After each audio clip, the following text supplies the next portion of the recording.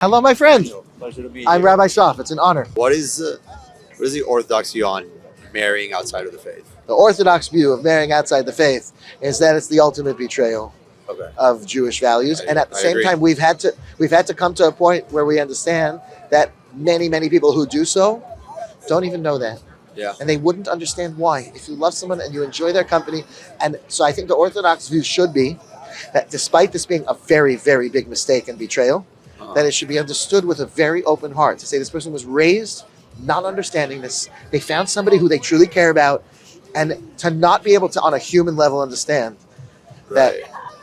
though we disagree with this strongly, we can understand where that person's coming from and love them Right. and almost commiserate with, like, Yeah. I think that's very important, because Yeah, that's the it's- reality. In history, it was a real betrayal. Nowadays, the person doesn't know that. I think that's one of the biggest threats to our people right now. It's not the Palestinians. It's us not keeping our culture. And when you intermarry, it opens up such a can of worms. But you should just know that you putting on tefillin every day, what makes Judaism meaningful is not just a bunch of people keep marrying Jewish. It's only if we live You pass with down the real Jewish values, traditions, and the you door feeling to that door. deep connection.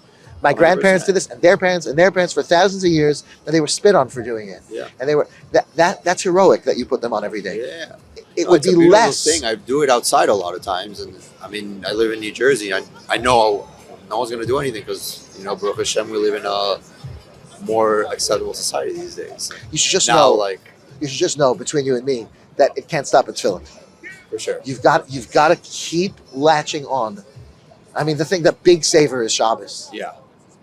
So It saves families. It's the greatest source of all blessing. So my Rebbetzin, I go to the Chabad in Chelsea, Chabad Young Professionals, and she always says, it's not the Jews that kept Shabbat, it's Shabbat that's kept the Jews. And I think it's so true. And look, I work right here at an investment bank, and it's like that Friday night, like to the point that my bosses know at around like 5, 6, I'm out, and it's like, I don't care what's happening. I'm going to sit at a table with other Jews, drink some wine, eat some challah, and once I leave, then we're back to the world. But those few hours of Friday night, Saturday morning, they're mine.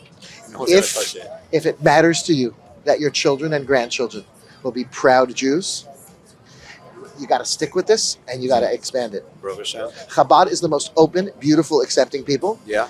The challenge is not all of them will tell you what I'm going to say so clearly, which is that you got to keep the whole Shabbos. You got to keep 25 hours. You have to, or you will lose. That's a goal. That's a goal. You have to do it. Right. So how do you do it, and how do you grow in the healthy way?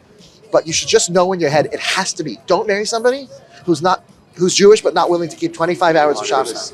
And you'll sit with your children, and you'll play board games, and you won't.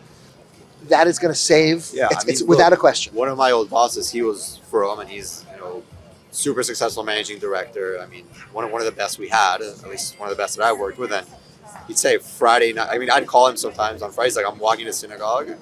If you can't explain it to me in the next 5 minutes, it's a Sunday problem. He's like, this is my time with my family. I don't care what's going on at work. He's like, if there's an urgency, you guys are more than welcome to Uber to my place in Jersey, and I'll open the doors for you. But my phone is not going to be open. My emails won't be open. Saturday night. And you can tell that time for him really kept him very. It says in the Lecha Dodi, it says that the Shabbat is Makor HaBracha. It's the source of blessing.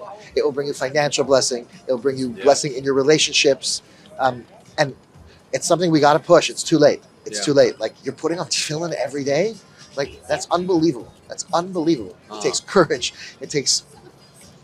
But Shabbos is central. Yeah. And make sure you build that in. You're going to build a family. It will last for many generations. Your greatest memories in your life will be with your children on your lap and your grandchildren on your lap, singing on Shabbos and experiencing with them. Yeah. Last one for me now. For the Jewish people that are the Jews for Palestine group, they're still as Jewish as, a Jew is a Jew is a Jew. What do you think is the best way to, open their eyes and save them and bring them back to Wow.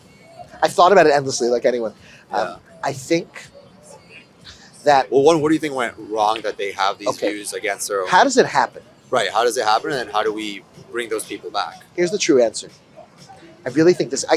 people are not lab rats. So to say one thing for everyone is very difficult, and it may not be... But this is true in many cases. The following thing works. Listen to this. I read a story once in a book called Like Yourself and Others Will Too by Professor Abraham J. Twersky. is one of his first books. It's written like 80 books. So he says in there that he met a guy named John, who was he's a psychiatrist, and came to him and said the following. He was a nice-looking guy, struggled with self-esteem, was dating a beautiful nurse named Carol. And they were probably going to get married. She was going home to visit her parents for Thanksgiving, and she decided to tell him that she was planning to meet up with like a former friend of hers who was like a high school football jock and whatever. This guy became convinced that she was going to fall in love with this guy and dump him. And he became so obsessed with this that he sent a telegram, that's how long ago this was, to her parents, saying, congratulations, in a few short months, you'll be the parents of a new baby. Okay. Indicating that she's promiscuous, and she thought he's crazy, and she dumped him, and he was relieved. Years later in therapy, he says, here's what happened. He says, I knew I was going to get dumped. To get dumped for who I am was too painful. To get dumped for a stupid prank, that I could live with. Yeah. You know the little boy in the schoolyard who pulls the girl's hair? Right. Because he likes her. Yeah. He knows he's going to get rejected. No, it's because I tease her. Yeah. So it's very hard to be hated for who you are. He mentions another guy who told him that he became an alcoholic because he knew it was a piece of garbage. But at least he'll be hated for his alcoholism and not for himself. Fair point. The world hates Jews. A lot of people just hate Jews. It's irrational, right? They hate Jews. To be hated for who you are is tough. To be hated because there's some Israeli soldiers who are jerks it's like an enormous weight off their shoulders. Okay. And I think that that's very attractive. I really think that. What do you mean? Look at me. You hate Jews? You won't hate me? Because I'm not on the side of that bad stuff. And I think that that's very, very appealing. But there's a second consideration also, is that when a person gets their values from elsewhere, outside of Judaism, outside of Torah, their values are just from whatever they're picking up from CNN. Yeah. So then it can be very hard to reach a person. And I think therefore the combination of deep Jewish pride, knowing who you really are, and therefore this is a symptom. They're supporting of Palestine. You will not win by telling them facts or telling them a whole bunch of things. It won't do anywhere. But if you can help that person build deep Jewish pride, a sense of Judaism, and a sense of where their core values come from, that's not just something that with 2 or 3 questions it falls apart. Yeah. Because they don't have it from anywhere. It's just from CNN. It's just, Yeah. Then that's going to solve the problem. So it's going to be, I think it's going to be Jewish pride and really exploring Judaism itself. Yeah. And if they get anywhere in that, those other values will start to disappear and start to dull. Yeah. But it's like someone has a symptom. Painting over the symptom does nothing. Yeah. You got to solve the malady. Look, I'll add to that. I don't think it's just Jewish pride. I think it's visual Jewish pride. I mean, look, I wear my Israel bracelet. I have like necklaces here that I wear to work all the time, and like, if more people are comfortable being visually Jewish, then the other Jew that's proud but shy will be like, well. So you're headed towards the yarmulke all day. That's what you're telling me. Maybe one day. That's what you're telling me. Maybe one day. No, you're right. You're right.